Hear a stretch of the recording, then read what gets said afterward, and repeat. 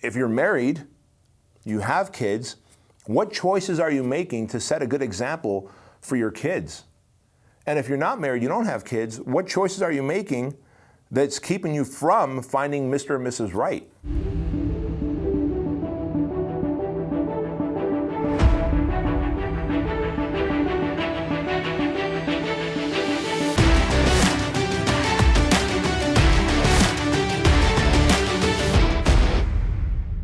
Welcome to the Empire Show. My name is Bedros Keuilian, and we're going to jump right into this and talk about the bad choices that I've made throughout life. How often do you have someone talking about all the bad choices that they've made throughout life?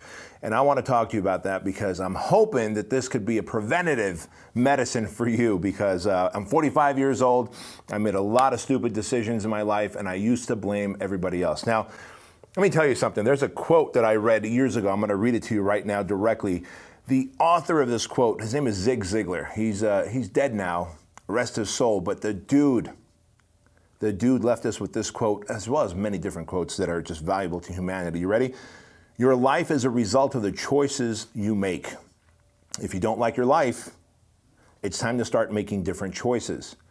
And you know what's weird is when I think about that, I think in my teens and 20s, I never really connected the dots between the choices that I made and the life that I had.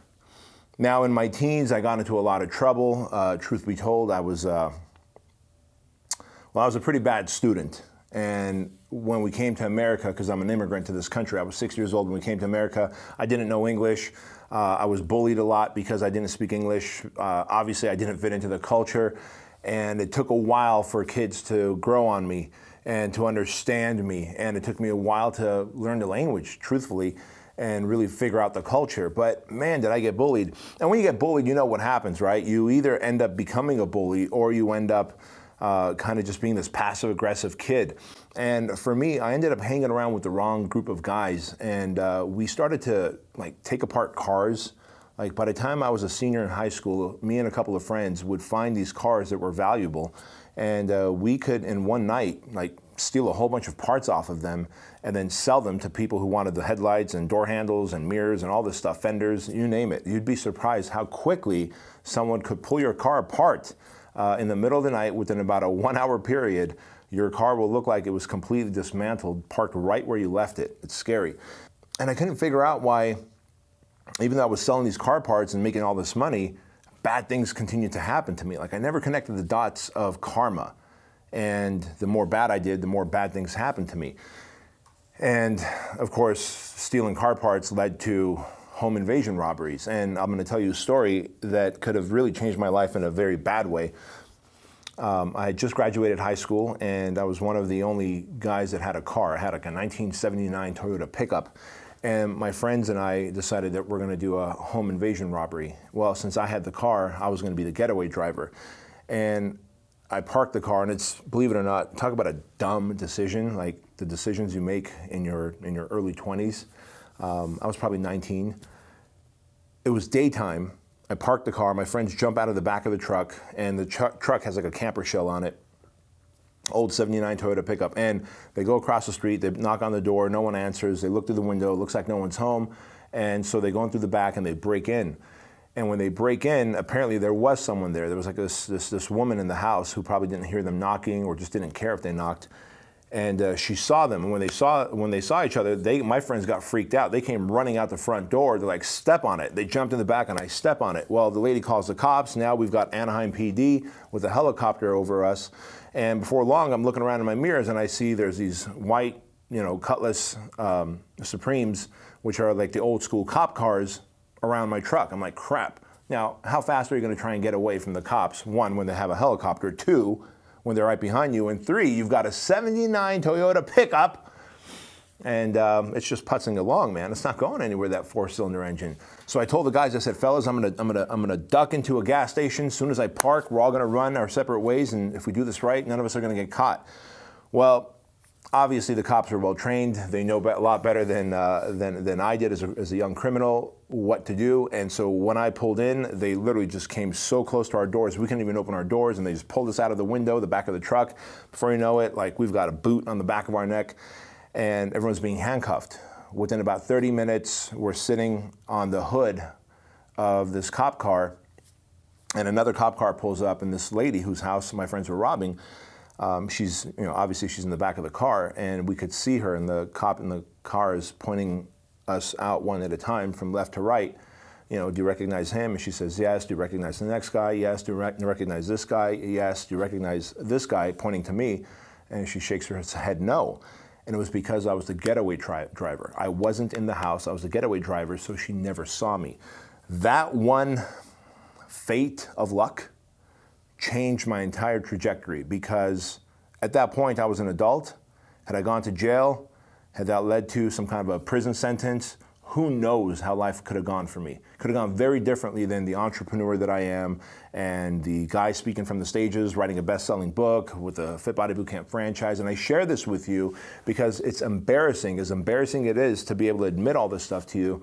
What I don't want you to do is one, if you're young, don't get into criminal activity like that. It's just stupid, stupid, stupid. Number two, just understand that there's something called karmic justice, and karmic justice will happen. The universe must find a balance, and it will balance even if it has to punish you.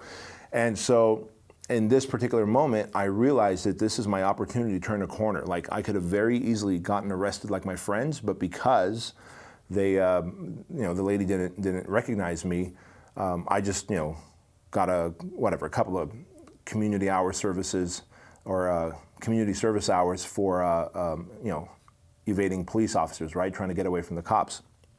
Now, I share this with you because at that point I realized, man, there's a lot to this karmic justice thing. I realized, like, if I don't take this gift that I was given and change my life, things can end really, really bad.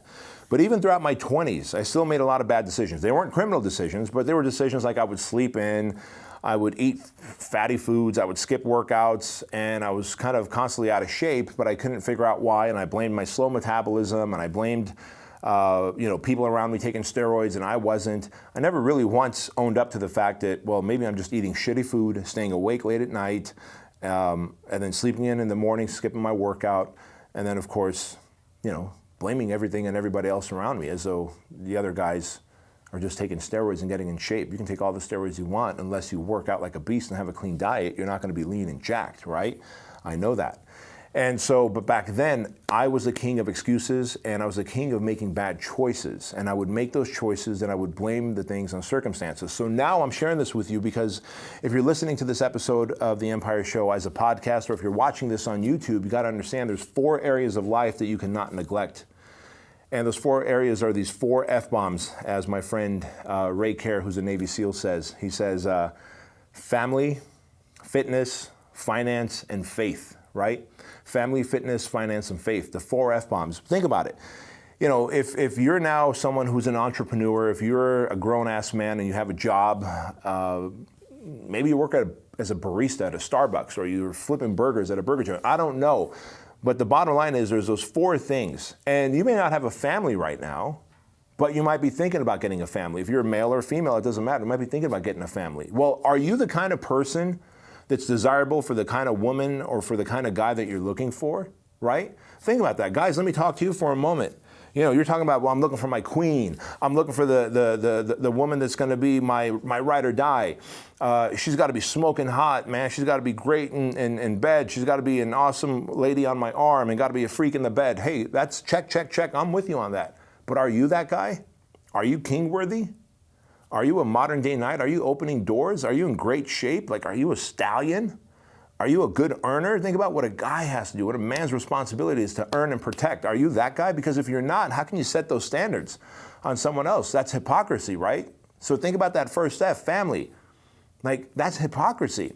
And so I want to say, start with yourself. And if you're a woman, you're looking for that guy who's going to be awesome and this and that and the other and a gentleman and open doors for you. Well, are you that woman that deserves that?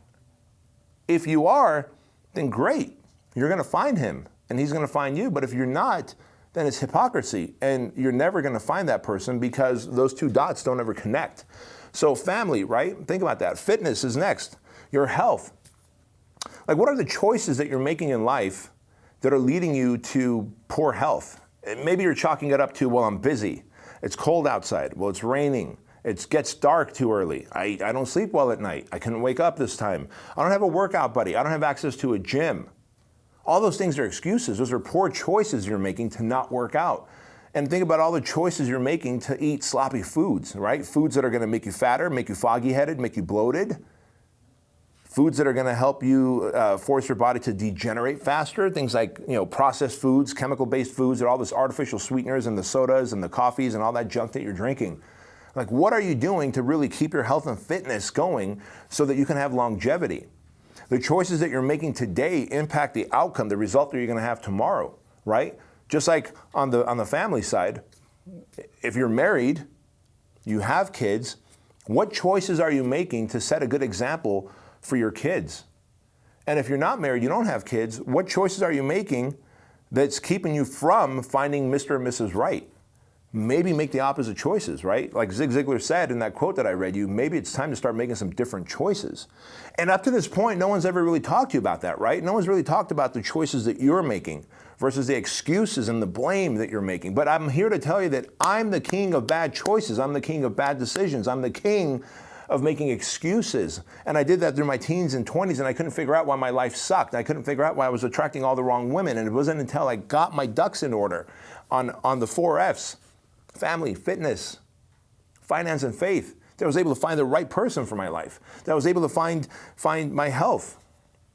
Like, as it turns out, when you get 7 hours of sleep, you set your alarm to 5 o'clock and you wake up at 5 instead of hitting the snooze button, and you have that protein shake instead of a donut or a bagel, and you go to the gym and you go into beast mode instead of doing a set and then spending 20 minutes on your phone, Instagramming and TikToking, right? Like, those are all freaking choices. Think about that.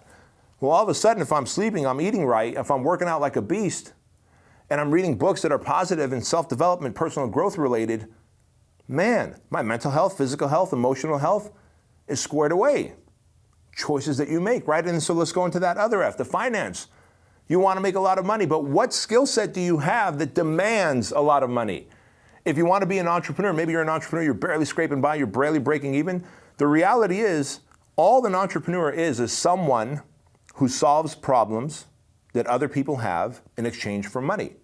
So if you're not getting the kind of money that you think you deserve or that you expect, you have to put all feelings and emotions aside and realize that the choices that you made to develop your skills were not good choices. You need to make different choices and develop your skills even better. Like, even the world's best ditch digger makes more money than the average American salary of $59,000 a year. That's it. The world's best ditch digger, the world's best garbage man, the world's best anything will make more money than the average American. Like, that's the truth. The difference is the world's best ditch digger and the world's best garbage man has taken the time to develop their skills and become the best at what they do, right? So they've got their finances squared away. And maybe the finances getting squared away is just a matter of, look, if you're making $60,000, $70,000 a year, but if you're overspending, you're in credit card debt for like 50, 60, 70, 80, 100,000, maybe the buying choices that you're making, the spending choices that you're making are messed up. And maybe that's where you need to fix things. But I'm telling you, there's so many areas that you are making bad decisions and choices in that if you just started making different choices on a day-to-day basis, on all those micro little decisions that you have in front of you. Do I wake up or do I hit the snooze button? Do I work out like a beast or do I work out like a little bitch, right? Do I eat the freaking breakfast potatoes and bagels or do I have the protein shake? And do I have 5 or 6 smaller high protein, high veggie meals throughout the day, or am I chowing down on pasta and pizza and burgers and donuts and freaking burritos? All those things matter. And so where your finances are concerned, if you're an entrepreneur, you obviously are not making enough money is because your skill sets don't demand that. The problem that you're solving is not big enough to demand the kind of income you want. And if you're working for someone, if you're working at a Starbucks, if you're working at a Subway, if you're working at a pizzeria, or if you're mid-level management, or you're a VP of a company, you're an executive, and you're still not making what you want. See, it doesn't matter. You could be the barista at Starbucks, or you could be the executive VP. If you have a job or a career, you're not making the money that you want, you have not made yourself indispensable. Because the choice that you have is to make yourself so good that the boss, the CEO, the manager, whoever's in charge of you, sees you as indispensable, meaning they cannot afford to lose you. And the moment you can't afford to lose someone, you are willing to offer them a lot of pay, a lot of health benefits, a lot of 401k, a lot of time off, paid time off, right? That's the thing. Make yourself indispensable by getting your skill set so good, by making the company so much money, by being the best at problem solving for that organization that you're working for, that whoever is in charge says, this person is so valuable, I can't afford to lose them. I must pay them a premium above and beyond what all their other peers are getting paid. That's what you're after, man. But that's a choice that you have to make. That every day you got to get up and work on your craft, your skill, your problem solving, your thing to get better. See, I didn't make all those good choices, yet as an employee, I complained why I wasn't making the money that I wanted. And then finally, the faith. Now, I don't care if you believe in God, if you believe in the universe, if you believe in Allah, if you believe in Buddha, or it's just you have faith in yourself. Like, where or how are you grounded? See, I believe in the universe, man. I'm one of those cats that I just don't believe that there's a dude up in the clouds with a white beard who is dictating my fate and is going to ultimately judge me and send me to a place of awesomeness that's heaven or a place of fiery hell, right? I just don't believe that. But I do believe that there is a universal balance, that we all have energy, and that if I die, my energy goes away and connects to the greater consciousness, right? I believe that I'm a human animal and there's my consciousness driving in this human animal. I can make bad, impulsive decisions as a human animal. That's what animals do. Animals react to impulse. They're reactive, they're impulsive, right? Animals are emotional. They're not self-aware. The consciousness is self-aware. See, my faith is all about consciousness and the energy that I'm connected to, the universal energy. And so if I know that if I do good, good things happen to me, because I know when I was younger and I did bad, bad things happen to me, well, guess what? I'm going to do more good. See, I know that hell or heaven is here on earth. That's just my opinion. I'm not here selling you on that, but I'm letting you know that I'm grounded in my faith. And the fact that I'm the human animal, like this shell is a human animal that can be very impulsive and reactive, but the consciousness, which is the energy from the universe that I have, that I am, I'm driving this vehicle and doing good with it. And I can do bad in this vehicle as well. So when you look at it that way, how are you grounded? Are you, if you're believing in Christianity, are you reading the Bible daily? Are you living by it daily? Instead of just going around and trying to save people, are you truly just helping out? Just truly like giving your time instead of just yelling a verse at someone?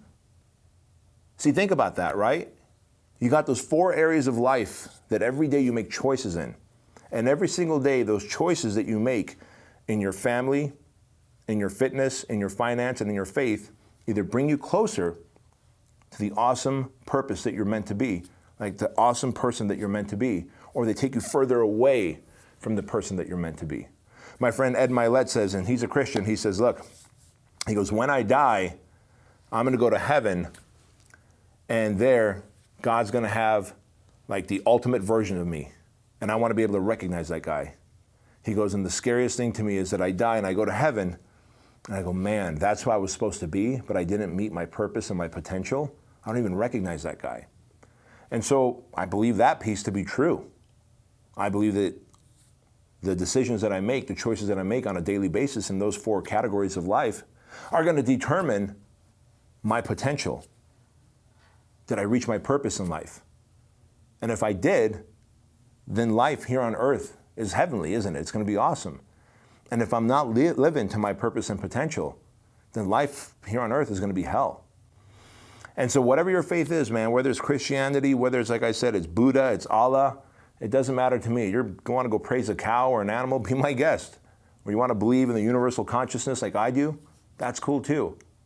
Practice it. Practice it. Otherwise, you're a hypocrite.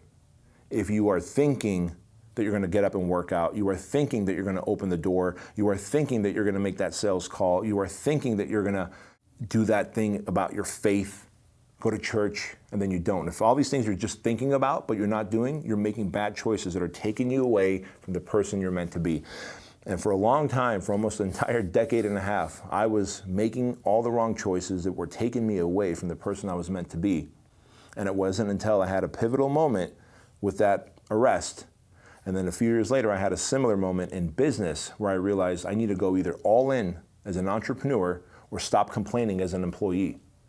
And the moment I decided to go all in as an entrepreneur, and I realized that risk and fear and things going wrong are a part of being an entrepreneur, and accepted that as my burden to carry, being an entrepreneur was easy, man. So that's the message I want to leave you guys with. I hope you enjoyed this episode of The Empire Show. If you did, do me a favor, go rate us on iTunes, give us a 5-star review, leave a comment, and above all, share this episode with friends who can benefit from it, because I would love nothing more than to be able to impact someone in their 20s, even in their 30s, with this information now so that they can make better decisions moving into the future. I'll see you later.